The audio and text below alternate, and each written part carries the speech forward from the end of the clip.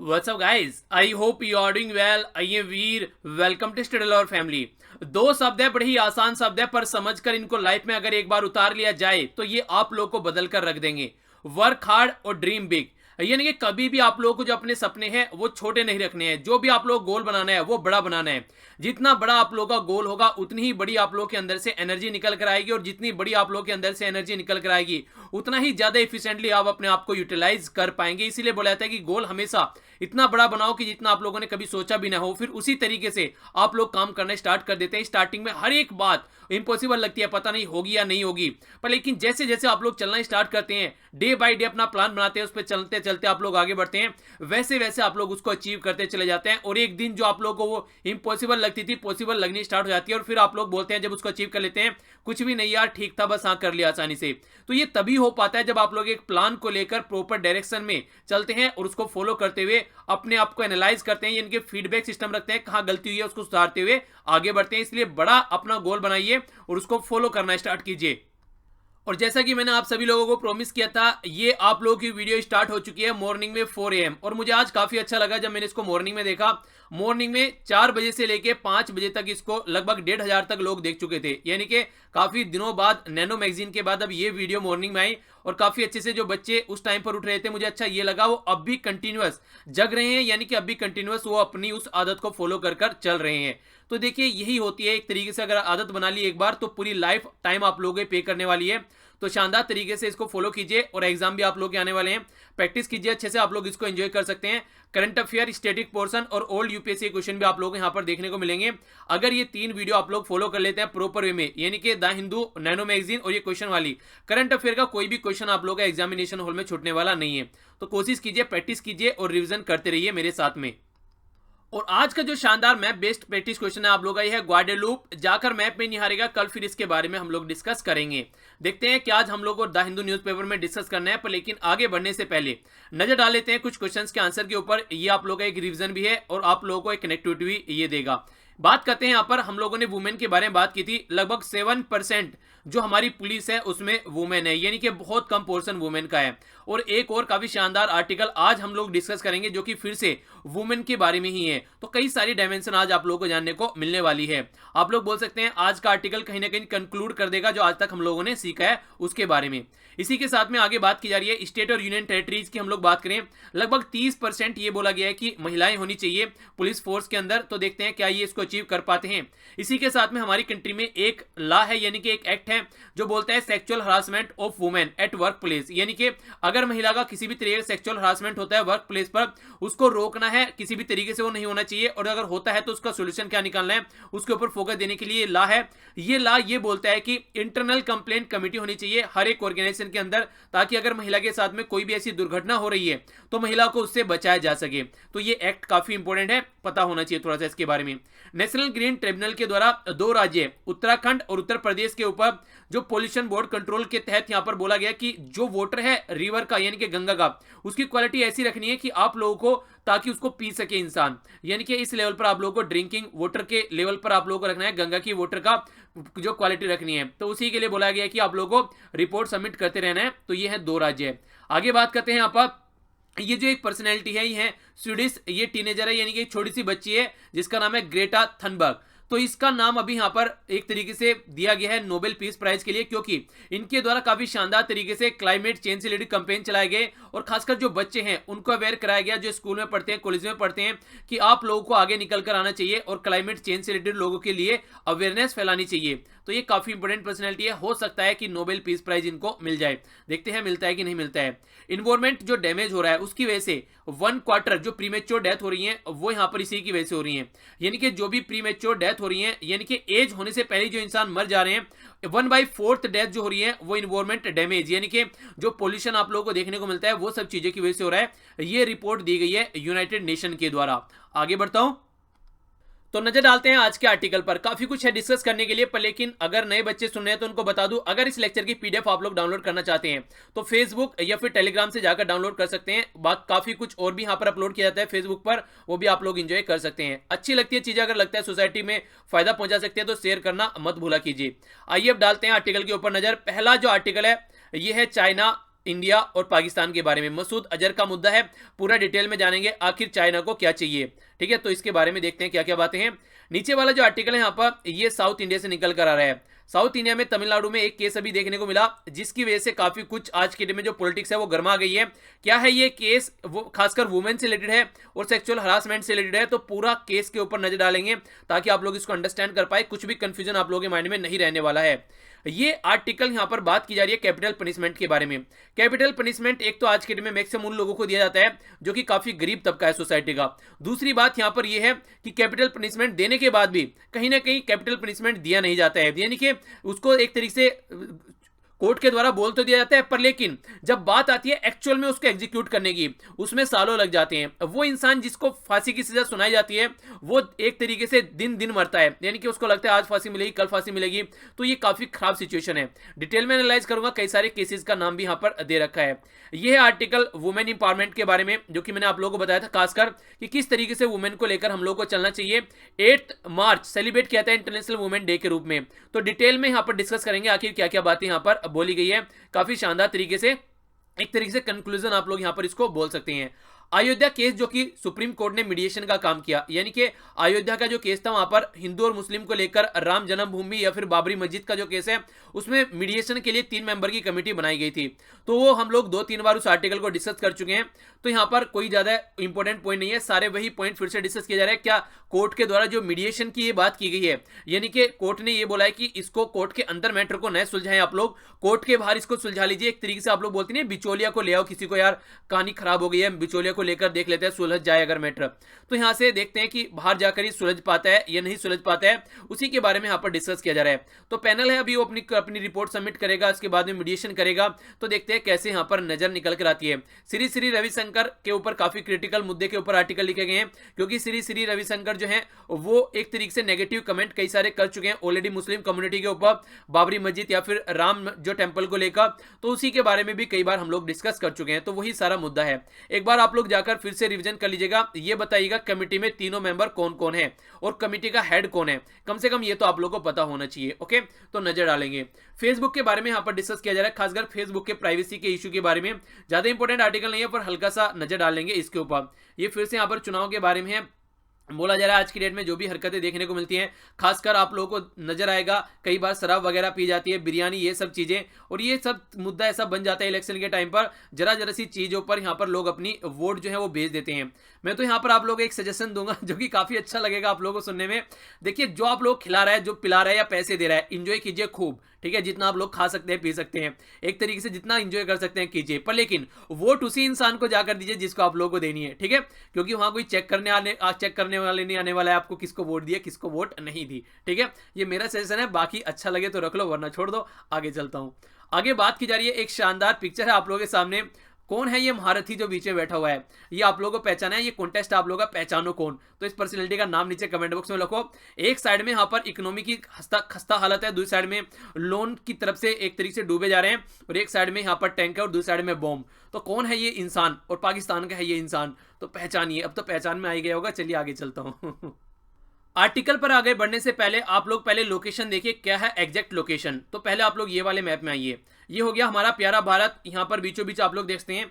Zoom करके चलता हूँ यहाँ पर पर्टिकुलर एरिया की, जहां पर मैं आप लोगों को ये आर्टिकल डिस्कस करूंगा इसके एरिया के बारे में। तमिलनाडु के अंदर कोयम्बटूर के पास में यहाँ पर ये एरिया है पोलाची, ये है एग्जैक्ट लोकेशन, ठीक है, जो रेड आप लोगों को दिख रहा है। पोलाची जो आप लोगों को मैंने बताया कोयम्बटूर के पास तमिलनाडु में देखने को मिलता है, लगभग 40 किलोमीटर साउथ में। पोलाची में अभी एक काफी खतरनाक केस निकल कर आया। केस क्या है ये आप लोग थोड़ा ध्यान से सुनिएगा। ध्यान से सुनने के लिए इसलिए कह रहा हूं क्योंकि रियल लाइफ में ये आप लोगों को देखने को मिलती है ऐसे फंडे, तो कम से कम अपनी लाइफ में भी आप लोग इसको इंप्लीमेंट कर सकते हैं। फेसबुक पर लड़कियों को फ्रेंड रिक्वेस्ट भेजी गई। फ्रेंड रिक्वेस्ट भेजने के बाद में फेसबुक या फिर कोई दूसरी सोशल मीडिया साइट पे उनके साथ में दोस्ती की गई, लड़कियों के साथ में दोस्ती करने के बाद में, यानी कि गर्लफ्रेंड बॉयफ्रेंड जब बन गए लड़का लड़की, तो फिर उन लड़कियों को किसी अलग रूम पे कहीं अपने जगह पर उसको बुलाया गया, लड़कियों को किसी होटल में या कहीं पर जाकर, और फिर जहां पर उस लड़की को या उन लड़कियों को बुलाया गया, तो फिर उनकी जो है एक तरीके से गलत वीडियो बनाई गई और उनको ब्लैकमेल किया गया, कई के साथ में रेप भी किया गया, असोल्ट किया गया, मारा पीटा की गई। ये बहुत सारे केस, लगभग 50 से ज्यादा केस तमिलनाडु के पोलाची वाले एरिया में यहां पर ये देखने को मिल रहे थे। अभी काफी सनसनीखेज जो मुद्दा निकल कर आया वो तब निकल कर आया जब सोशल मीडिया पर एक वीडियो वायरल हो गई, उस वीडियो के वायरल होने से पता चला कि कंडीशन क्या चल रही थी, और वो वीडियो भी ऐसे ही वायरल नहीं हुई। एक लड़की ने हिम्मत दिखाई और उसने जाकर कंप्लेंट की, तब जाकर यहां पर जब ब्लैकमेलिंग करने की जब हद पार हो गई, तब वो नहीं होता कि कड़ी से कड़ी निकलती चली आती है। तो जब केस को एक तरीके से निहारा गया केस को, तो उसमें से बहुत सारी ऐसी कड़ियां निकल कर आई, जिसकी वजह से एक केस की जगह ये इतना बड़ा इश्यू बन गया, जो कि आज की डेट में तमिलनाडु स्टेट को हिलाकर रखे हुए है और पूरी कंट्री पर इंपैक्ट डाल रहा है। तो इसलिए मैंने आप लोगों को बोला था, ध्यान से सुनिएगा। देखिए, एक तो जो सोशल मीडिया साइट है, वहां पर कोई भी पर्सनल इंफॉर्मेशन ज्यादा मत डालिए, पहले से आप लोगों को बोलता हुआ आया हूं। वहां पर ओनली काम की चीजें रखिए। डीपी अपडेट करनी है कर दीजिए, पर लेकिन एग्जैक्ट आप लोग उसमें कि हाँ यहाँ खा रहे हैं, यहाँ पी रहे हैं, यहाँ जा रहे हैं, यहाँ ये कर रहे हैं, वो चीजें कभी अपडेट मत कीजिए, वरना कोई आप लोगों को ट्रैक कर रहा होगा, किसी भी तरीके से बहुत बड़ा खतरा हो सकता है। और फेसबुक पर किसी के साथ में भी दोस्ती कर अपनी पर्सनल चीजें मत शेयर कीजिए, ये फिर से बोल रहा हूं। और खासकर लड़कियों के लिए तो ये एक तरीके से काफी स्ट्रिक्टली फॉलो करना चाहिए। किसी को भी फेसबुक पर फ्रेंड बनाकर उससे मिलने कभी ना जाए। तो ये हरकतें यहां पर देखने को मिली। आइए अब आर्टिकल पर नजर डालते हैं। और बहुत बड़ा पॉलिटिकल इश्यू बन गया, क्यों? क्योंकि पॉलिटिकल पार्टी जो कि आज की डेट में वहां पावर में है, AIADMK, उसके भी कुछ कार्यकर्ता यहां पर इसमें संलिप्त पाए गए हैं। तो इसलिए इसको पॉलिटिकल मुद्दा भी आज के डेट में एक बना दिया गया है। तो ये केस है यहां पर सेक्सुअल असोल्ट का, और एरिया है पोलाची। तो हुआ क्या है अभी जान लेते हैं। पोलाची का ये केस है, जो यहां पर तमिलनाडु की गवर्नमेंट है उसने CBI को ट्रांसफर करने की बात कर दी है। समझ सकते हैं कि खुद स्टेट की गवर्नमेंट और जिस गवर्नमेंट के बंदे यहां पर इंक्लूड है, उसने CBI को ट्रांसफर कर दिया। तो इश्यू बहुत बड़ा बन गया, क्योंकि उनको लगने लगा कि कहीं ये ले ना डूबे हम लोगों, खासकर इलेक्शन का टाइम चल रहा है। इसलिए बहुत जल्दी विद इन ए डे ये CBI को ट्रांसफर कर दिया गया। सेक्सुअल असोल्ट का केस देखने को मिला, ब्लैकमेलिंग देखने को मिली। पहले लड़कियों को बुलाया गया, फिर उनकी वीडियो वगैरह बनाई, फिर उसके बेस पर उनको सेक्सुअली असोल्ट किया गया फ्यूचर में भी, और उसी के साथ में ब्लैकमेल भी किया गया लार्ज स्केल पर। बहुत सारी यंग वुमेन ऐसी थी जो कि इस तरीके के झांसे में आ गई। तो ये जो हरासमेंट, जो इस तरीके की हरकतें चल रही थी, ये कोयम्बटूर डिस्ट्रिक्ट के अंदर देखने को मिली। और ये केस अभी निकल के आ रहा है एंड ऑफ फरवरी, यानी कि फरवरी के अंत के महीने में ही यहां पर अभी आप लोगों को देखने को मिला, जब एक वीडियो लीक हो गई और वायरल हो गई ये सोशल मीडिया साइट पर। तब पूरी कंडीशन यहां पर देखने को मिली। ये जो वीडियो थी, इसमें एक लड़की बुरी तरह से विनती कर रही है, छोड़ दो मुझे, प्लीज माफ कर दो मुझे, ऐसे ऐसे वर्ड्स वहां पर सुनाई दे रहे हैं। और यहां पर ये एक तरीके से खतरनाक सिचुएशन क्रिएट कर रही है, क्योंकि ये जो वीडियो निकल कर आई है, ये एक तरीके से ये बोला जा रहा है कि ये टिप ऑफ द आइसबर्ग, यानी कि जो एक तरीके से पूरा पहाड़ है, पर्वत है, उसकी एक टिप है। जिसे ऐसे कहते हैं, आप लोगों ने सुना भी होगा, जो पर्वत, जो मान लीजिए बर्फ का जो टुकड़ा होता है, पानी में ऊपर जरा सा दिखाई देता है, मैक्सिमम वो डूबा रहता है। जैसे टाइटैनिक मूवी देखी होगी, तो वो ऊपर जरा सा दिखता है, बाकी का डूबा रहता है। तो इसी तरीके से यहां पर बोला गया कि ये तो एक टिप ऑफ द आइसबर्ग है जो दिख रही है, इसके नीचे पता नहीं ऐसे कितने केस चल रहे हैं जिनके बारे में किसी को पता ही नहीं है। तो ये एक तरीके से अब जो है वो कनेक्टिविटी बनती जा रही है, यहां से जो लिंक है वो कनेक्ट होते जा रहे हैं। और कई सारे लोग ऐसे हैं जो कि यहां पर पाए गए हैं। ऑल इंडिया अन्ना द्रविड़ा मुनित्रा कजगम, जिसको AIADMK आप लोग बोलते हैं, ये आज की डेट में पार्टी है यहां पर, ये तमिलनाडु के अंदर, और ये गवर्नमेंट भी बना रही है, यानी कि ये आज के डेट में गवर्नमेंट है, उसी की पार्टी है ये। तो एक तरीके से गवर्नमेंट ने और अपोजिशन ने अपने अपने पत्ते बुनाने स्टार्ट कर दिए हैं। बिल्कुल ऐसे ही जैसे कथुआ रेप केस आप लोगों को देखने को मिल रहा था, सेम वही काम पॉलिटिकल पार्टी करती है। वो उनको बस कुछ नहीं दिखता है, उनको अपनी वोट से मतलब है, और वो उसको बुनाने लग जाते हैं। तो एक पॉलिटिकल मुद्दा भी काफी बन गया है। खासकर आप लोगों को पता है इलेक्शन का टाइम है, लोकसभा के इलेक्शन आने वाले हैं, उसी के साथ में कई सारे बाई इलेक्शन भी देखने को मिलेंगे। बाई इलेक्शन क्या होता है? वो इलेक्शन जो टाइम से पहले या तो किसी की डेथ हो जाती है या किसी रीजन की वजह से जेल हो जाती है, रेजिग्नेशन दे दिया जाता है, उस टाइम पर उसका बाई इलेक्शन कराया जाता है। ठीक है, तो बाई इलेक्शन भी कई सारे यहां पर देखने को मिलेंगे। तो बहुत बड़ा मुद्दा ये यहां पर बन गया है। स्टार्टिंग में जो राज्य की क्राइम ब्रांच थी, खासकर जो CID जिसको आप लोग बोलते हैं, CID को आप लोग बोल सकते हैं, हर एक राज्य की अपनी अपनी एक तरीके से क्राइम ब्रांच होती है, उसके पास में केस था। पर लेकिन ये विद इन ए डे यहां पर CBI को ट्रांसफर कर दिया, अपनी इमेज को साफ सुथरा दिखाने के लिए गवर्नमेंट के द्वारा। अब बात यहां पर यह निकल कर आ रही है कि देखिए, जो भी लड़कियां हैं उनका भी पता चल रहा है, आगे जो भी यहां पर इसमें संलिप्त पाए गए जो लड़के हैं जो इस तरह की हरकतें कर रहे हैं, उनका भी पता चल गया। तो इस तरह के केसेस में हमेशा से एक हिदायत दी जाती है कि उनकी आइडेंटिटी का पता न चले। जो लड़कियों के ऊपर ये इस तरीके की हरकतें की गई हैं, उनको कम से कम इससे दूर रखा जाए, यानी कि उनकी आइडेंटिटी अगर एक बार रिवील हो गई तो बहुत सारी प्रॉब्लम आती है सोसाइटी में, उनको ढंग से रहने नहीं दिया जाएगा, शादी में बहुत बड़ी प्रॉब्लम निकल कर आएगी। और मिडिल क्लास फैमिली की वो वैसे होती हैं, ऊपर से वहां पर वैसी प्रॉब्लम बहुत सारी झेलनी पड़ती हैं, स्कूल की एजुकेशन को लेकर इंप्लॉयमेंट को लेकर, तो ये एक और बड़ी प्रॉब्लम आ जाएगी। नेशनल कमीशन जो यहाँ पर हमारी कंट्री का फॉर वुमेन है, उसके द्वारा भी बोला गया है कि देखिए तमिलनाडु गवर्नमेंट को वुमेन की सेफ्टी के लिए यहाँ पर कुछ ना कुछ करना चाहिए। सीबीआई को केस ट्रांसफर कर दिया, इसका मतलब ये नहीं है कि बस पल्ला झाड़ लिया, और अच्छे लेवल पर यहाँ पर इनको अपनी साइड से भी पूरा यहाँ पर स्टेप उठाने चाहिए। फेयर ट्रायल होनी चाहिए। फेयर किस लिए बोला गया, क्योंकि यहाँ पर एआईएडीएमके का कार्यकर्ता भी संलिप्त पाया गया है यहाँ पर, तो इसलिए यहाँ पर फेयर ट्रायल करने की बात बोली है, और किस तरीके से यहाँ पर इंश्योर की जाए यहाँ पर पब्लिक में इनकी डिग्निटी, और कोई भी ऐसी कंडीशन न देखने को मिले जिससे कि आगे चल के फ्यूचर में ब्लैकमेल किया जाए या कोई ऐसी केसेस देखने को मिले। तो वुमेन और उनकी फैमिली को कैसे जस्टिस मिल सकता है और कैसे कॉन्फिडेंस में वो आगे बढ़ सकते हैं, तो ये देखने वाली बात होगी। तो काफी बड़ा मुद्दा बन चुका है। अगर फ्यूचर में कोई आर्टिकल आएगा तो फिर से डिस्कस करेंगे, पर लेकिन फिर से बोलता हूं कि ये सब चीजें ध्यान रखिए हमेशा, कभी भी फेसबुक पर इस तरीके की किसी के झांसे में न आए और दूर रहिए इन सब चीजों से, वरना बहुत बुरी सिचुएशन में पड़ा जा सकता है। आप लोग एक बार को सोच सकते हैं, एक बार मूवीज में भी कई बार देखा होगा आप लोगों ने, रेप सीन तो कई बार देखोगे ना मूवीज में भी, किसी लड़की को एक पर्टिकुलर इस तरीके से एक तरीके से असोल्ट करना समझ रहे हैं, इस टाइम पे ये लगता है इससे अच्छा तो सुसाइड कर ले इंसान, तो वो कंडीशन वहां पर क्रिएट कर दी जाती है। तो ये गलतियों की वजह से होता है, तो इन गलतियों से बचे रहिए, अपने आप को सेव कीजिए। समझदार है, इशारा काफी है। आगे चलता हूं। नेक्स्ट आर्टिकल काफी शानदार है। बात की जा रही है इंटरनेशनल वुमेन डे के बारे में। 8 मार्च को सेलिब्रेट किया जाता है ये ऑल ओवर वर्ल्ड, क्योंकि बात की जा रही है इंटरनेशनल वुमेन डे के बारे में, ना कि नेशनल। इसके बारे में मैं आप लोगों को डिटेल में बताता हूं, हिस्ट्री से लेकर चलूंगा और आज तक की सिचुएशन आप लोगों को दिखाऊंगा, यानी कि क्यों सेलिब्रेट करना स्टार्ट किया गया था और आज की डेट में हम लोग क्या कर रहे हैं। ये है पूरा, अगर एक आप लोगों को खाका में तैयार करके दूं इसके बारे में, तो जानते हैं स्टार्टिंग से अगर आप लोग इसको देखेंगे हिस्ट्री में थोड़ा जाकर इसको, तो स्टार्टिंग जो की गई वो 1908 में आप लोगों को देखने को मिलेगी।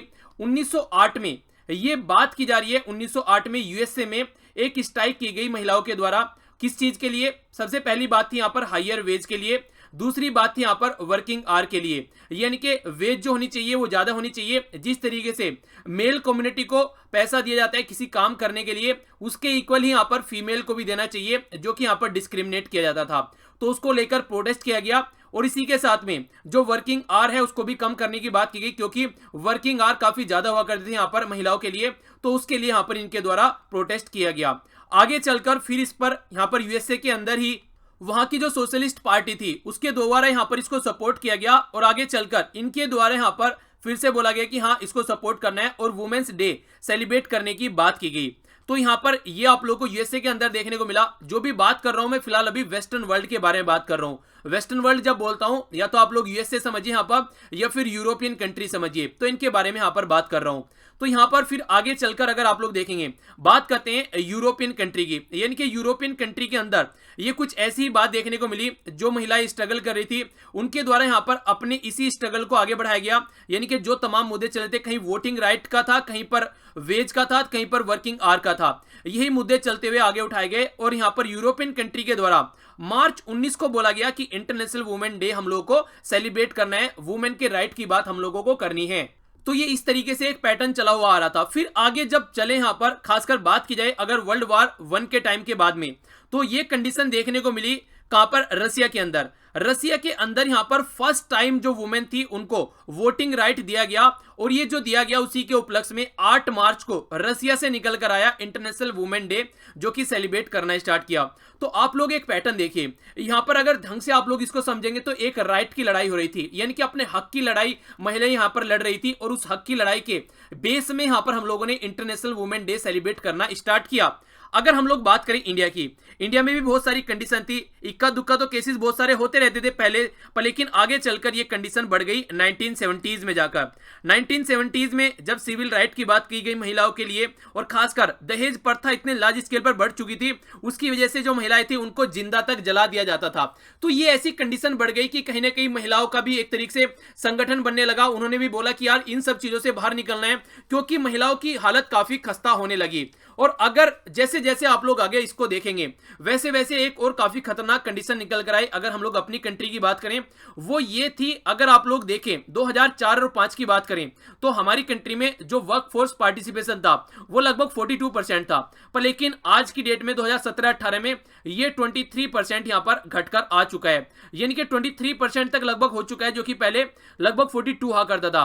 आज की डेट में ये हालत हो चुकी है यहां पर वर्क फोर्स में, यानी कि जो महिलाएं बाहर निकलकर काम करती हैं उनकी संख्या लगभग हाफ के करीब आज की डेट में घट चुकी है। और अगर बात करूं यहां पर वेस्टर्न वर्ल्ड में यहां पर इनकी संख्याएं बढ़ती जा रही है, क्योंकि वहां पर राइट के बारे में ज्यादा बात की जा रही है। अगर वेस्टर्न वर्ल्ड की हम लोग बात करते हैं और हमारी कंट्री में राइट के बारे में ज्यादा बात नहीं की जा रही है, हमारी कंट्री में क्या ट्रेंड चला हुआ है ये आप लोगों को बताता हूं। यहां पर अगर प्राइवेट कंपनी की बात करते हैं, जो प्राइवेट कंपनी अपने प्रोडक्ट बेचने के लिए आज की डेट में, जैसे कि अमेजन हो गया या फिर आप लोग यहां पर मैकडोनाल्ड बोल सकते हैं, ओरेकल हो गया, ये कंपनी ऐसी है जो कि एमएनसी कंपनी है, बड़ी बड़ी कंपनी है।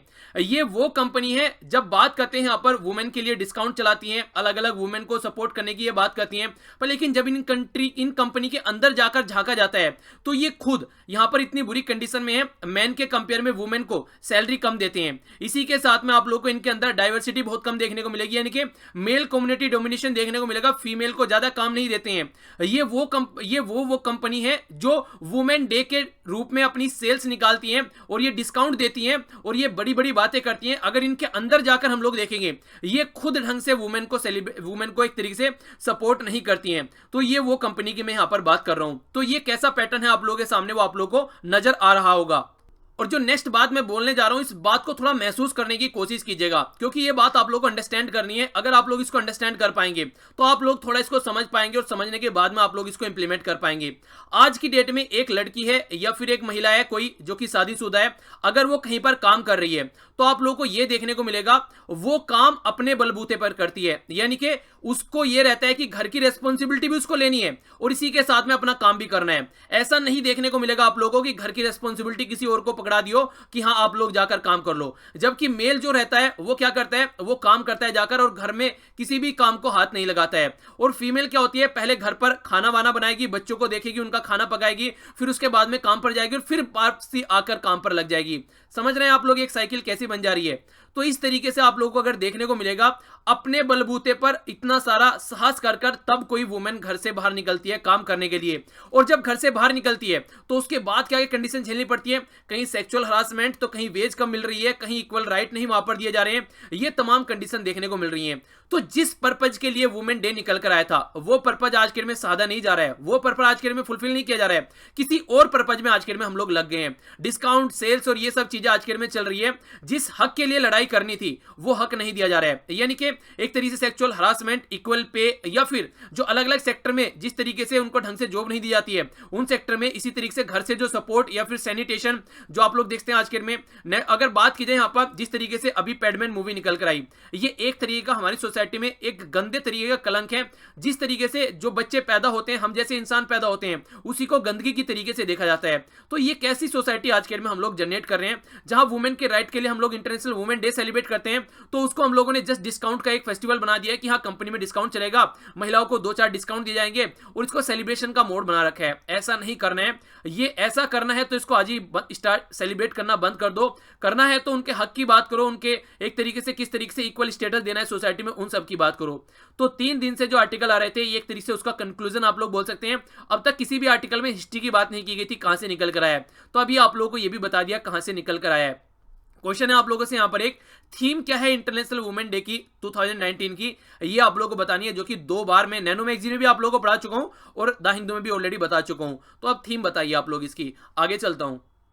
और हाँ, एक बात और छोटी सी यहाँ पर बोलना चाहूंगा, वो ये है कि आप लोग जिस तरीके से ये डे सेलिब्रेट करते हैं, बस क्या करते हैं, मैसेज फॉरवर्ड कर देते हैं और अपनी रेस्पॉन्सिबिलिटी खत्म। इस तरीके मैसेज फॉरवर्ड किए जाते हैं कि हाँ ये हो गया वो हो गया।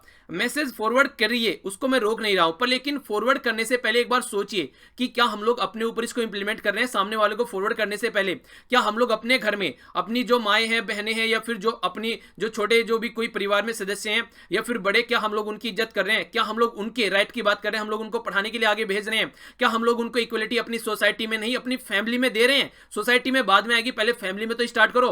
तो ये चीजें पहले सोचिएगा एक बार जरूर इसके बारे में। तो फिर ये चीजें अगर फैमिली से स्टार्ट होंगी फिर तभी जाकर आगे बढ़ पाएंगी। नेक्स्ट आर्टिकल काफी शानदार आर्टिकल है। यहां पर बात करेंगे आज जानवर के बारे में, यानी कि एनिमल्स के बारे में। एनिमल्स के राइट की बात की जा रही है। एनिमल क्या है? एनिमल का नाम है यहाँ पर मसूद अजहर। मसूद अजहर एक ऐसा एनिमल है जिसको प्रोटेक्ट किया जा रहा है क्योंकि ये इंडेंजर्ड हो चुका है, यानी कि कहने का मतलब ये क्रिटिकल इंडेंजर्ड कैटेगरी में आ चुका है। ये कभी भी ये गायब हो सकता है पृथ्वी से, इसलिए चाइना क्या कर रहा है, चाइना इसको प्रोटेक्ट कर रहा है ताकि इसको और ज्यादा बढ़ाया जा सके, इसकी संख्या और ज्यादा बढ़ाई जा सके, क्योंकि काफी कम होता हुआ जा रहा है। ठीक है चलिए, ये जोक से पार्ट। आज की डेट में कंडीशन क्या है? कंडीशन यहाँ पर ये है कि हम जो है यहाँ पर जोर लगा लगाकर थक चुके हैं कि इस इंसान को ब्लैक लिस्ट में डालना है, यानी कि एक ऐसी लिस्ट में डालना है जहां पर ऑल ओवर वर्ल्ड इसको सप्रेस कर सके और कोई भी ऐसी टेररिस्ट जैसी एक्टिविटी निकल कर ना आए। पर चाइना है कि इसको पालने में झुला रहा है। चाइना परमानेंट 5 यूएन का मेंबर है। कौन कौन है वहां पर मेंबर? वहां पर मेंबर आप लोगों को फ्रांस, यूके, रसिया और चाइना, और इसके साथ में एक कंट्री और रह गई। कौन सी है वो कंट्री? नीचे कमेंट बॉक्स में बताइए। तो ये कंट्री हैं जो आज के डेट में यहां पर सपोर्ट करती हैं। यानी कि कहने का मतलब ये है 4 कंट्री तो यहां पर हमारे साथ में खड़ी हुई हैं, पर लेकिन चाइना जो है हर बार उसको ब्लॉक कर देता है, क्योंकि इनके पास में वीटो पावर है। अगर 5 में से एक भी नहीं चाहेगी तो कोई भी यहां पर मुद्दा पास नहीं होगा यूएन की सिक्योरिटी काउंसिल के अंदर। तो पुलवामा अटैक के बाद में काफी शानदार तरीके से हम लोग के द्वारा जो एक तरीके से ऑल ओवर वर्ल्ड से सपोर्ट इकट्ठा की गई थी, कहीं ना कहीं उसको एक सेटबैक लगा। यानी कि चाइना के द्वारा जो फिर से होल्ड कर दिया गया यहाँ पर मसूद अजहर को उस लिस्ट में डालने से, तो ये कहीं ना कहीं आप लोग एक सेटबैक बोल सकते हैं। और रियलिटी भी पता चल गई कहीं ना कहीं चाइना की कितना घिनौना चेहरा निकलकर सामने निकलकर आ रहा है। हमारी कंट्री में चाइना के प्रोडक्ट लार्ज स्केल पर बेचे जाते हैं, यानी कि हम लोग बहुत लार्ज स्केल पर चाइना के प्रोडक्ट खरीदते हैं। तो देखिए, ये कहीं ना कहीं एक तरीके से हम उनकी मार्केट बने हुए हैं और वो हमको ही एक तरीके से सपोर्ट करने के लिए तैयार नहीं है। ये आप लोग देखिए, 14 फरवरी के दिन पुलवामा में अटैक हुआ और हमारे बहुत जो सारे शहीद जो जवान थे वो शहीद हो गए। तो जो जवान शहीद हुए यहाँ पर एक तरीके से डिप्लोमेटिक तरीके से हम लोगों ने इसको टैकल करने की कोशिश की। हम लोगों ने सोचा कि कहीं ना कहीं जिस तरीके से जो यहाँ पर जैसे मोहम्मद के द्वारा इसका एक तरीके से ये बोला गया कि हमारे द्वारा ये अटैक कराया गया और भी खुले आम बोला गया, उसके बाद हम लोगों ने ऑल ओवर वर्ल्ड से सपोर्ट मांगी और हम लोगों को सपोर्ट भी मिली। हम लोगों ने अपने स्टेप उठाए जितने उठाने थे, हम लोगों ने सब चीजें की। यहाँ पर सिक्योरिटी काउंसिल के अंदर भी गए हम लोग इसी तरीके से। और ये अब की बात नहीं है, 2008 का जो मुंबई अटैक हुआ था उस टाइम पर भी सेम कंडीशन बनी थी और उस टाइम पर भी इसी चाइना ने सेम तरीके से इसी अजहर को यहां पर सपोर्ट किया था और ब्लॉक करने से रोका गया था। चाइना देखिए यहां पर ये बार बार ऐसी हरकतें कर रहा है, पर लेकिन जो राइटर है वो फिर भी ये बोल रहे हैं कि हम लोग को अपनी जो सपोर्ट है वो हम लोग को नहीं रोकनी चाहिए, हम लोग को बिल्कुल ऐसे ही यहां पर अपना काम करता रहना चाहिए। चाइना ने हालांकि पठानकोट की बात करें उसके बाद भी यहां पर सबूत मांगे गए थे, हम लोगों ने तब भी सपोर्ट दिए थे, तो उस टाइम पर भी चाइना ने कुछ ऐसी हरकतें की। यानी कि मुंबई अटैक की बात कर लीजिए, पठानकोट की बात कर लीजिए, अब पुलवामा की बात कर लीजिए, कहीं भी आप लोग देख लीजिए चाइना हमेशा इसको सपोर्ट करता हुआ नजर आता है। हालांकि अगर बात की जाए वांग समिट एक इनफॉर्मल समिट थी। मतलब क्या था इसका मतलब यह था कि हम लोग कोई टारगेट मिलाकर वहां पर नहीं मिले थे कि टारगेट हम लोग को इन मुद्दों पर बात करनी है। बिल्कुल ऐसे थे जैसे यार दोस्त मिलते हैं, यानी कि इनफॉर्मल समिट का मतलब यह है कि आप लोग जाओ वहां पर और जितना अच्छे से हो सके अपने रिलेशन को अच्छा करो और प्रॉब्लम को दूर करो। ये थी हमारी इनफॉर्मल समिट जो कि वांग में चाइना में देखने को मिली थी। पर लेकिन इनफॉर्मल समिट के होने के बावजूद भी, इंडिया के साथ में अच्छे रिलेशन सही डायरेक्शन में चलने के बावजूद भी चाइना ऐसी हरकतें करता हुआ बार बार नजर आ रहा है। देखिए, चैलेंज तो ये था कि किस तरीके से वेस्टर्न कंट्री को साथ में लेकर आना है, तो वेस्टर्न कंट्री को तो साथ में लेकर आए, पर लेकिन हम लोग उसको प्रोडक्टिवली यूज नहीं कर पाए, क्योंकि चाइना ने फिर से ऐसी हरकतें कर दी जो हम लोग एक्सपेक्ट पास्ट में अगर देखे तो हम लोग एक्सपेक्ट कर ही रहे थे कि ऐसी हरकतें कर रहा है। पर अब कहीं ना कहीं ये सोचा जा रहा था कि अब कम से कम सुधरेगा, क्योंकि अब तो लार्ज स्केल पर पाकिस्तान के द्वारा भी ये बोला गया कि मसूद अजहर वहीं पर है, मसूद अजहर के द्वारा एक्सेप्ट किया गया कि हाँ उसी ने पुलवामा अटैक किया है। अब तो कहीं ना कहीं चाइना कम से कम साथ में निकल कर आएगा, पर चाइना ने फिर से यहां पर कल्टी मार दी, यानी कि फिर से यहां पर हमारी एक तरीके से हमको पीठ दिखा दी और मसूद अजहर को सपोर्ट कर दिया। कई सारी पॉलिटिकल पार्टी अलग अलग कमेंट इसके ऊपर कर रही है। हमारी कंट्री में भी कुछ पॉलिटिकल पार्टीज या ग्रुप ने ये बोला है कि चाइना के साथ में हम लोग को अपना इंपोर्ट जो है वो कट कर देना चाहिए। तो देखिए, अगर इंपोर्ट की बात करें तो कट करने से उससे कोई ज्यादा इंपैक्ट पड़ने वाला है नहीं, क्योंकि चाइना इन सब चीजों को आज के दिन फील नहीं कर रहा है। क्योंकि अगर आप लोग एक साइड में ज्यादा बेनिफिट हो रहा है, एक साइड में कम बेनिफिट हो रहा है, तो किसको आप लोग लेना चाहेंगे? तो ज्यादा बेनिफिट पे यहां पर नजर जा रही है चाइना की, यानी कि चाइना को एक ऑल्टरनेटिव रूट मिल रहा है पाकिस्तान के थ्रू, और पाकिस्तान अगर यहां पर साथ में रहता है तो कहीं ना कहीं इंडिया को भी टैकल किया जा रहा है इनडायरेक्ट वे में। जिस तरीके से यूएस क्या करता है, इजराइल को यूज करता है कई बार अपने काम को साधने के लिए, इसी तरीके से चाइना यहां पर पाकिस्तान को यूज कर रहा है और उधर नॉर्थ कोरिया को यूज कर रहा है एक तरीके से कहीं ना कहीं यूएसए के साथ में लड़ने के लिए नॉर्थ कोरिया को। और यहां पर जब पाकिस्तान से बात करें तो इंडिया को टैकल कर रहा है। यहां पर इंडिया का एक तरीके से पाकिस्तान को नेगेटिवली यूज कर रहा है और ये पाकिस्तान को समझ में भी नहीं आ रहा है। वो क्या चाह रहा है? वो चाह रहा है कि यहां पर मीडिएशन बन जाए इंडिया और पाकिस्तान के बीच में, कश्मीर मुद्दे या फिर बॉर्डर इशू को लेकर ऐसे तरीके से मीडिएशन, यानी कि ट्रायंगल इशू बनाना चाह रहा है, जो कि अब तक बायलैटरल इशू है। उसको पता है इंडिया कभी भी किसी को अलाउ नहीं करता है बीच में आने के लिए, पर लेकिन अगर चाइना बीच में आता है तो फिर कहीं ना कहीं बहुत लार्ज स्केल पर वो इंपैक्ट डाल सकता है। हमारी कंट्री के ऊपर, तो इसलिए वो मीडिएशन चाहता है। और यहाँ पर कई सारे लोग बोल भी रहे हैं कि चाइना को मीडिएशन यहाँ पर बना लेना चाहिए। तो चाइना देखिए एक तरीके से मुद्दा ये निकल कर आता है कि चाइना जैसी कंट्री जो कि हमेशा अपने फायदे के लिए काम करती है, अफ्रीका में जाकर अगर वो वहां पर माइनिंग में खुदाई करते हैं तो उनको ये चाहिए कि हाँ बस उनका कारोबार चलना चाहिए, वो इसके अलावा कुछ नहीं चाहिए। तो ऐसे ऐसे मुद्दे चाइना के निकल कर आते हैं। तो क्या ऐसी कंट्री को आप लोग मतलब मीडिएशन में लेकर आएंगे, वो भी बायलैटरल इशू में, और वो भी जो पाकिस्तान के फेवर में बात करती है? तो ये बिल्कुल गलत बात है। इसके बारे में तो हम लोग को सोचना भी नहीं चाहिए। अगर बात करें यूएन की सिक्योरिटी काउंसिल की, तो देखिए उससे भी कोई ज्यादा फायदा होता हुआ नजर नहीं आता है। जिसको उस लिस्ट में डाल दिया जाता है, क्या वो आज के दिन में खुले नहीं घूम रहे हैं? क्या वो अपना जो काम कर रहे हैं वो नहीं कर रहे हैं? तो इसमें कोई बड़ा मुद्दा नहीं है अगर ढंग से देखा जाए तो, अगर इस लिस्ट में ये आ भी जाता है। हाँ ये है कि एक तरीके से आप लोग बोले तो डिप्लोमेटिक जीत रहेगी, थोड़ा सा प्रेशर बनेगा पाकिस्तान के ऊपर, वो सब चीजें आप लोग यहाँ पर बोल सकते हैं अगर इस तरीके से ये आ गया। सबसे बड़ी बात तो यहाँ पर यह कि पाकिस्तान को कैसे टैकल करना है वो चीजें पर ज्यादा फोकस देना चाहिए। मसूद अजहर और यहाँ पर चाइना को कैसे हम लोग को साथ में लेकर चलना है, और क्योंकि चाइना पाकिस्तान से फायदा उठा रही है तो इसलिए वो हमारे साथ में मिलने के लिए तैयार नहीं है, तो इनके बीच में कैसे हम लोग को एक बैलेंस बनाकर चलना है वो ज्यादा बड़ा मुद्दा हम लोगों का होना चाहिए। क्योंकि यहाँ पर ये जिस तरीके से एक तरीका खेल चल रहा है यहाँ पर इतने लंबे समय से, 2008 से 18 कंप्लीट हो गया, 19 में आ गया, यानी कि एक दशक पूरा चला गया और चाइना अपने उसी स्टैंड पर है। तो देखिए इससे कोई मतलब बनता नहीं है। वो एक तरीके से फायदा उठा रहा है पाकिस्तान का और वो अपने फायदे के बारे में सोच रहा है। तो कैसे हम लोग एक बैलेंस बना सकते हैं उसके बारे में ज्यादा हम लोग को सोचना चाहिए। किस तरीके से चाइना को टैकल किया जाए वो ज्यादा हम लोग को सोचना चाहिए, ना कि मसूद अजहर, क्योंकि उस लिस्ट में डाल भी दिया तो क्या हो जाएगा। जिस तरीके से दूसरे पड़े हुए हैं कुछ नहीं बिगड़ रहा है उनका, इस तरीके से मसूद अजहर रहेगा तो ये कोई बड़ा मुद्दा नहीं है। उसको साइड में कर जो मेन मुद्दे हैं उस पर फोकस देकर हम लोग को ज्यादा चलना चाहिए। ये बात यहां पर राइटर बोल रहे हैं। नेक्स्ट आर्टिकल है यहाँ पर फेसबुक के बारे में। फेसबुक एक सोशल मीडिया साइट है, कई बार आप लोगों ने इसको न्यूज में सुना होगा गलत रीजन की वजह से। अभी मैंने एक आर्टिकल डिस्कस किया, वहां पर भी फेसबुक के द्वारा लड़कियों को फ्रेंड बनाया जाता है और फिर उनके साथ में सेक्सुअल असोल्ट किया जाता है, रेप किए जाते हैं और कई बार उनकी वीडियो बनाई जाती है, ब्लैकमेल भी किया जाता है। ये कंडीशन देखने को मिलती है, ये अलग मुद्दा है। अब बात करें यहाँ पर प्राइवेसी की। फेसबुक भी इंटरनल कई सारी हरकतें करता है, जैसे कैम्ब्रिज एनालिटिका वाला स्कैंडल निकल कर आया। क्या हुआ उस टाइम पर ये बातें देखने को मिली। इवन यूएसए के जो इलेक्शन है उसमें भी यहाँ पर डेटा यूज किया गया, जो फेसबुक के जो यूजर है उनकी प्राइवेसी का हनन किया गया, कहीं ना कहीं प्राइवेसी वॉयलेट यहां पर की गई। मार्क जुकरबर्ग ने लास्ट वीक अभी लगभग 3200 वर्ड का यहां पर फेसबुक पर पोस्ट किया है और उसमें कई सारी बातें उन्होंने बोली है, किस तरीके से वो फेसबुक की प्राइवेसी पॉलिसी को लेकर चलने वाले हैं और खासकर जो इस तरीके के लोग हैं यहाँ पर जो कि यहाँ पर ऐसी हरकतें करते हैं उनको कैसे टैकल किया जाएगा वो भी यहाँ पर देखने को मिल रहे हैं। देखिए फेसबुक का एक तो बात है, फेसबुक पे अगर आप लोग बर्थडे अपना डालते हैं, कौन कौन दोस्त बना है, ये सारी चीजें वो एक छोटी छोटी वीडियो बनाकर 1-1 मिनट की वो वहां पर एक तरीके से खुद बोलता है आप लोगों को कि शेयर करो अपनी पर्सनल इंफॉर्मेशन, यानी कि कौन आप लोगों का किस दिन दोस्त बना, आप लोगों का बर्थडे कब है, कौन सी पोस्ट आप लोगों ने कितनी ज्यादा लाइक करी, किस इंसान की पोस्ट आप लोगों ने ज्यादा लाइक करी, ये सारी चीजों का वो एक तरीके से डेटा इकट्ठा करता है और फिर उसी का एक छोटा सा पैकेज बनाकर आप लोगों को देता है और आप लोग खुश खुश हंसी हंसी उसको शेयर करते हैं। तो जैसे आप लोग उसको शेयर करते हैं एक तरीके से आप लोगों की इंफॉर्मेशन बहुत लार्ज स्केल पर, खासकर जो पर्सनल इंफॉर्मेशन है, किसको लाइक कर रहे हैं आप लोग, किसको ये सब चीजें कर रहे हैं, सारी चीजें ये एक तरीके से पब्लिक में शेयर की जा रही है, करवाई जा रही है आप लोगों के ही द्वारा। तो इस तरीके की चीजें ये एनकरेज करता है कहीं ना कहीं फेसबुक, जो कि एक गलत बात आप लोगों को देखने को यहां पर मिलती है। मार्क जुकरबर्ग के द्वारा 4 पॉइंट अभी यहां पर रखे गए हैं, यानी कि 4 स्ट्रेटजी यहां पर बोली गई है जो कि कहीं ना कहीं फेसबुक की प्राइवेसी पॉलिसी को एक पुख्ता एक रूप तैयार कर देगी। पहली बात बोली गई है, आप लोगों को फेसबुक के बारे में पता होना चाहिए, फेसबुक, व्हाट्सएप, मैसेंजर और इंस्टाग्राम ये सारे फेसबुक के ही पार्ट हैं। अगर आप लोग प्रॉपर वे में इसको देखेंगे तो बोला गया कि एंड टू एंड इंक्रिप्शन यहां पर देखने को मिलेगा, यानी कि अगर आप लोग मुझे एसएमएस भेजते हैं और आप लोगों को मैं रिप्लाई करता हूं तो वो जो मुझे एसएमएस आएगा और वो मैं आप लोगों को रिप्लाई करूंगा फेसबुक पर, तो वो आप लोगों को दिखेगा और मुझे दिखेगा, बीच में जो डेटा रहेगा वो इनक्रिप्टेड रहेगा। कहने का मतलब यहां पर ये एक तरीके से कोडेड फॉर्म में यहां पर डेटा वो रहेगा, उसको कोई मिसयूज नहीं कर पाएगा। पहली बात तो ये बोली गई, ठीक है। तो देखते हैं कितना ढंग से इसको इंप्लीमेंट किया जाता है।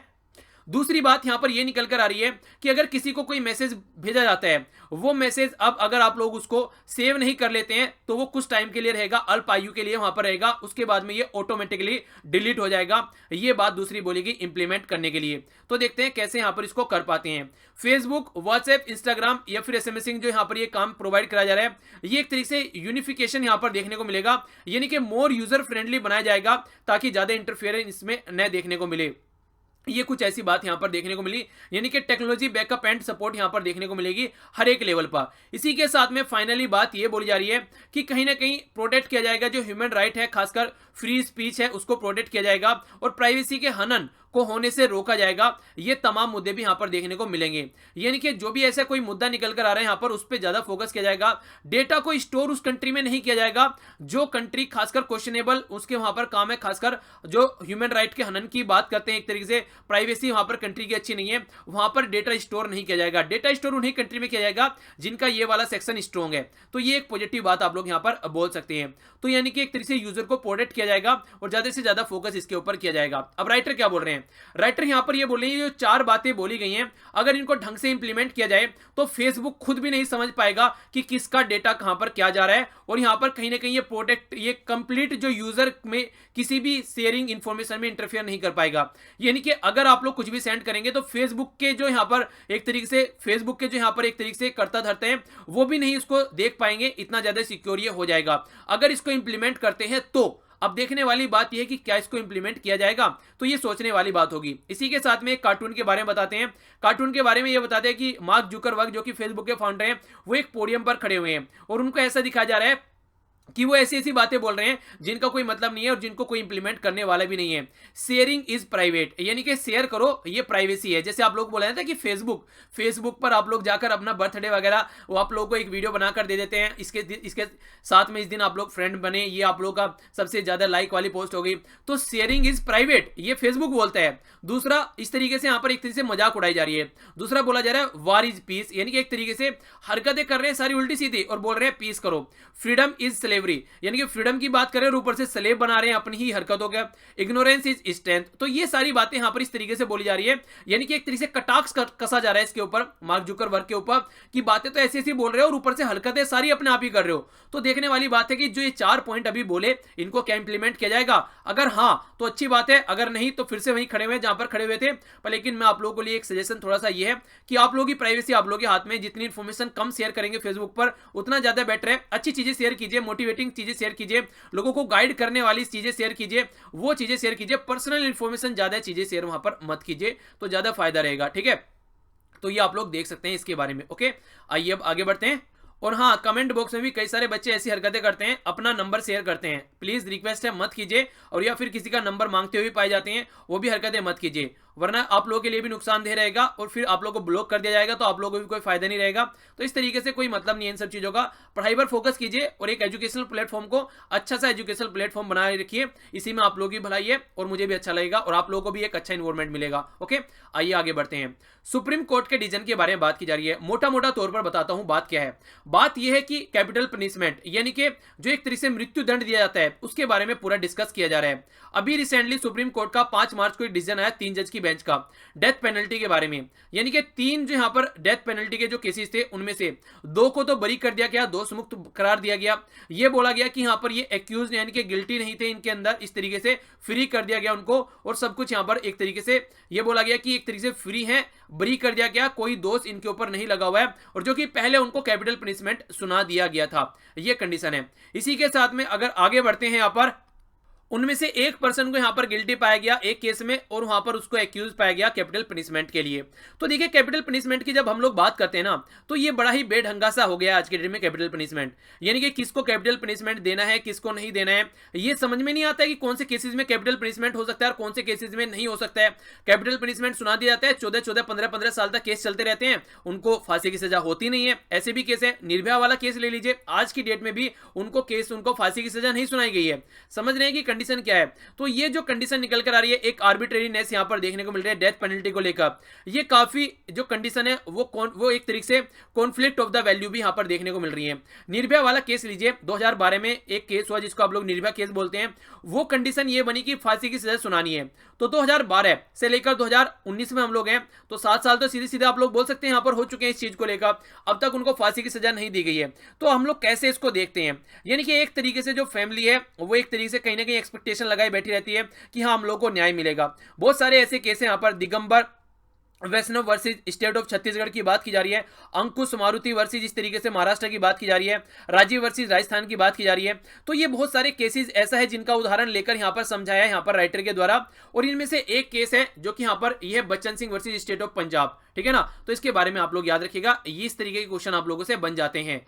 ये जो केस है, इस केस में ये बोला गया कि रेयर एंड रेयरेस्ट केस में आप लोगों को डेथ पेनल्टी देनी है, इसके अलावा आप लोगों को डेथ पेनल्टी नहीं देनी है। पहले तो ये बोला गया सेक्शन 302 के तहत आप लोगों को, इंडियन पीनल कोड के तहत डेथ पेनल्टी यानी कि आप लोगों को यहां पर फांसी की सजा सुनानी है, एक तरीके से मृत्युदंड देना है। पर लेकिन यहां पर भी एक कंडीशन लगा दी गई कि रेयर एंड रेयरेस्ट केस होना चाहिए। अब ये रेयर एंड रेयरेस्ट केस कैसे है, ये आप लोग डिफाइन कर नहीं पाते हैं, कहां पर इसको रेयरेस्ट रेयरेस्ट केस रखना है और कहां पर आप लोगों को छोड़ देना है, इसको वो समझ में नहीं आता है। कई बार तो ऐसा लगता है कि फांसी की सजा सुना दी गई है, 10 साल बाद ये बोला जाता है आके कि जो फांसी की सजा सुनाई गई कहीं ना कहीं उतना ज्यादा संगीन ये जुल्म नहीं था कि फांसी की सजा इसको यहां पर दी जाए, इसको आप लोग लाइफ इंप्रिजनमेंट में कन्वर्ट कर दीजिए। ये ऐसे बहुत सारे मुद्दे देखने को मिलते हैं। तो देखिए, जिस पर्पज के लिए कैपिटल पनिशमेंट रखा गया, आज की डेट में वो पर्पज कैपिटल पनिशमेंट नहीं साध रहा है। एक तरीके से डेथ पेनल्टी एक्चुअल में डिटरेंस क्रिएट करने के लिए रखी गई थी, पर लेकिन डिटरेंस क्रिएट नहीं कर रही है, क्योंकि बहुत कम माइन्यूट लेवल पर यहां पर देखने को मिलती है डेथ पेनल्टी किसी को दी जाती है। तो क्या मतलब रह गया डेथ पेनल्टी का, इस तरीके से अगर हम लोग इसको देखते हैं तो इस तरीके से डेथ पेनल्टी का कोई मतलब नहीं रह गया। डेथ पेनल्टी आज के डेट में एक तरीके से शिकार बना रही है उन लोगों को जो कि खासकर एक ऐसा तबका है सोसाइटी का जो कि काफी गरीब है, अनएजुकेटेड है, उसके ऊपर बहुत इंपैक्ट डाल रही है। डेथ पेनल्टी इंडियन रिपोर्ट जो रिलीज की गई, यहां पर यह बोला गया दिल्ली लॉ यूनिवर्सिटी के तहत, इसके द्वारा यह रिपोर्ट तैयार की गई। 74 जो % प्रिजनर है यहां पर, वो आप लोगों को देखने को मिलेगा इकोनॉमिकली वर्नेबल है, यानी कि गरीब सेक्शन है। 63% आइदर यहां पर प्राइमरी या फिर ये बहुत ही कम एजुकेटेड आप लोग यहां पर नजर आएंगे, या फिर ये एक तरीके से बोला जा रहा है ये जो प्राइमरी है या फिर यानी कि एक तरीके से होल सोल या तो कमाने वाले हैं यहां पर, या फिर प्राइमरी अर्नर है, यानी कि इनके ऊपर पूरी फैमिली डिपेंडेंट रहती है जिनको फांसी की सजा सुनाई जाती है। ये भी बहुत बड़ी प्रॉब्लम है।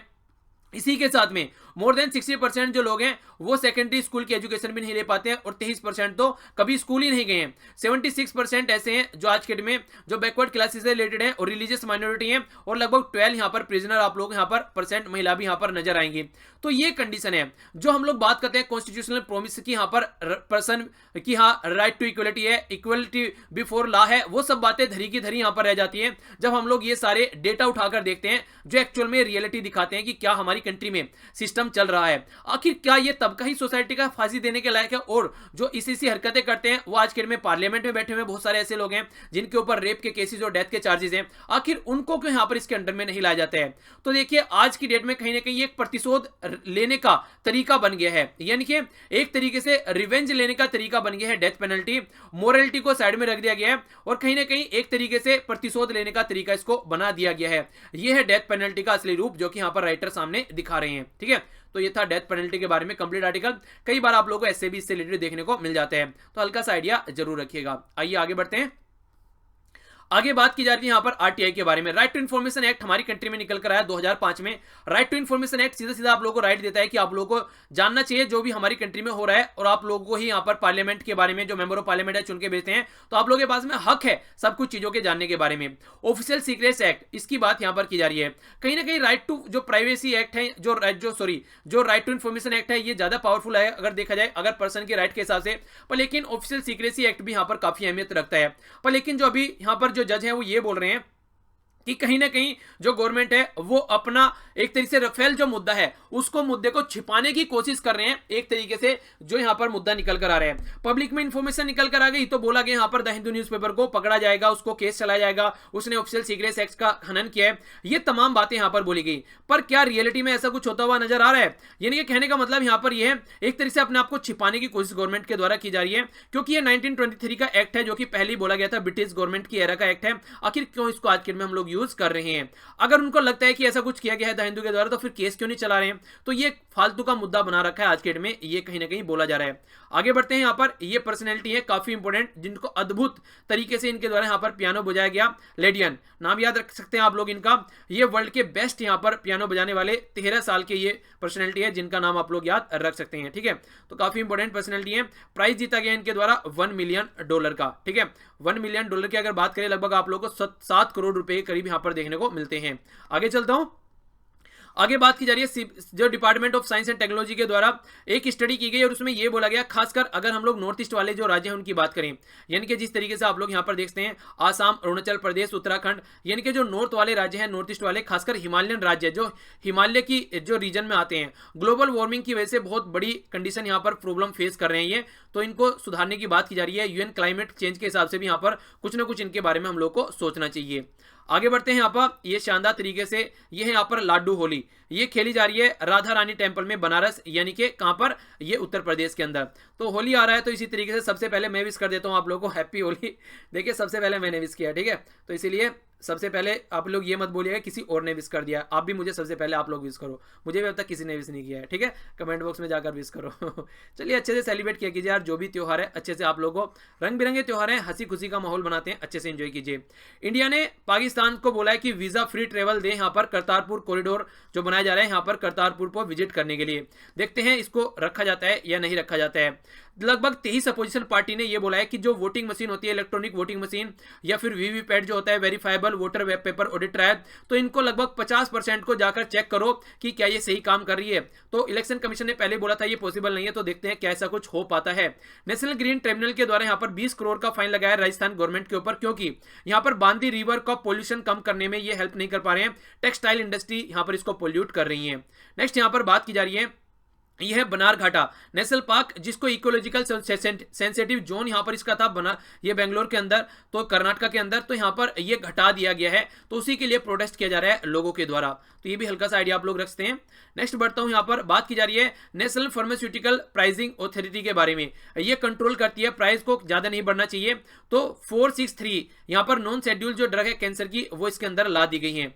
डिसइन्वेस्टमेंट की बात की जा रही है सेंट्रल गवर्नमेंट के द्वारा, ये कहते हैं कि एक पैर कबर में दूसरा केले के छिलके पर, और फिर भी आप लोग लड़ाई लगाने की बात कर रहे हैं, यानी कि कुछ ऐसे डायलॉग सुनने को मिलते हैं। गवर्नमेंट के पास में 15 दिन बचे हुए हैं और वो बोल रही है कि ये यहाँ पर 80,000 करोड़ इन्वेस्टमेंट का, इसका डिसइन्वेस्टमेंट का इसका टारगेट रखा गया था, 56,000 के करोड़ यहाँ पर अचीव किया गया है। ये बोल रहे हैं 15 दिन में ये 80,000 करोड़ अचीव कर लेंगे, पता नहीं क्या बेचने वाले हैं, देखते हैं आगे देखने को मिलेगा। ग्रेनेडा है यहाँ पर, ये बेस्ट क्वेश्चन जो मैंने आप लोगों से पूछा था, यहाँ पर ईस्टर्न ये कैरेबियन डॉलर इसकी करेंसी है, और यहाँ पर सेंट ये है जॉर्ज, यहाँ पर इसकी आप लोगों को कैपिटल नजर आएगी। लोकेशन एग्जैक्ट यहाँ पर है, ये यूएसए हो गया, ये मैक्सिको और ये वेनेजुला, ठीक है, तो यहाँ पर इसकी लोकेशन है। आइए नजर डालते हैं आज के क्विज के ऊपर, जिसका आंसर आप लोगों को देना है। गवर्नमेंट का जो डिसीजन है यहाँ पर, ये बात की जा रही है, ये बात की जा रही है जो अभी साउथ इंडिया में जो केस देखने को मिला, जो कि एरिया का नाम है यहाँ पर पोलाची, ये कौन से राज्य में देखने को मिला, ये आप लोगों को बताना है। डेथ पेनल्टी इंडिया रिपोर्ट जो यहाँ पर अभी आप लोगों को देखने को मिली, हम लोगों ने डिस्कस किया, इसमें यह बताना है कि कितने % जो प्रिजनर है यहाँ पर, जो अभी हम लोगों के सामने जो डेटा निकल कर आया था, उसमें जिनको डेथ रोगी कैटेगरी में रखा गया वो इकोनॉमिकली वीकर सेक्शन के हैं, ये आप लोगों को बताना है। नेक्स्ट पर्सनैलिटी का नाम आप लोगों को बताना है, इतने शानदार तरीके से पियानो बजाया और शानदार तरीके से वर्ल्ड में बेस्ट 13 ईयर का ये बच्चा है, इसका नाम आप लोगों को बताना है। नेशनल ग्रीन ट्रिब्यूनल के ऊपर 20 करोड़ रुपए का जो फाइन लगाया गया है राजस्थान गवर्नमेंट के ऊपर, कौन सी रिवर को पोल्यूट किया गया है इसके द्वारा यहाँ पर जब ये फाइन लगाया गया है। नेक्स्ट यहाँ पर बात की जा रही है इकोलॉजिकल जोन के बारे में, तो ये कौन सा नेशनल पार्क है जिसके इकोलॉजिकल जोन को लेकर यहाँ पर प्रॉब्लम खड़ी हो गई है। यहाँ पर कितनी जो ड्रग है यहाँ पर, जो खासकर नेशनल फार्मास्यूटिकल प्राइसिंग ऑथोरिटी के द्वारा कंट्रोल करने की बात की गई है। तो ये था टोटल आज का डिस्कशन। बाकी इस लेक्चर की पीडीएफ आप लोग डाउनलोड कर सकते हैं जाकर यहाँ पर टेलीग्राम से या फिर फेसबुक से, और मेरे साथ कनेक्ट रह सकते हैं आप लोग। एक और यहाँ पर चैनल है, यहाँ पर भी कनेक्ट रह सकते हैं, या फिर इंस्टाग्राम ट्विटर हर जगह आप लोग यहाँ पर कनेक्टिविटी मिल जाएगी। सारे लिंक वीडियो के नीचे डिस्क्रिप्शन बॉक्स में मिल जाएंगे। क्वेश्चन वाली वीडियो जरूर देखिएगा, उसका भी लिंक आप लोग यहाँ पर मिल जाएगा, जिससे कि आप लोग अपनी प्रैक्टिस भी कंटिन्यू कर सकें। तो बड़ों को नमस्ते, छोटों को प्यार, छोटी सी लाइफ एंजॉय करो यार। मिलता हूं नेक्स्ट लेक्चर में। अगर लेक्चर पसंद आता है तो लाइक जरूर किया कीजिए, और जब भी टाइम मिले किसी को बढ़ा दीजिए। Thanks a lot for listening. जय हिंद।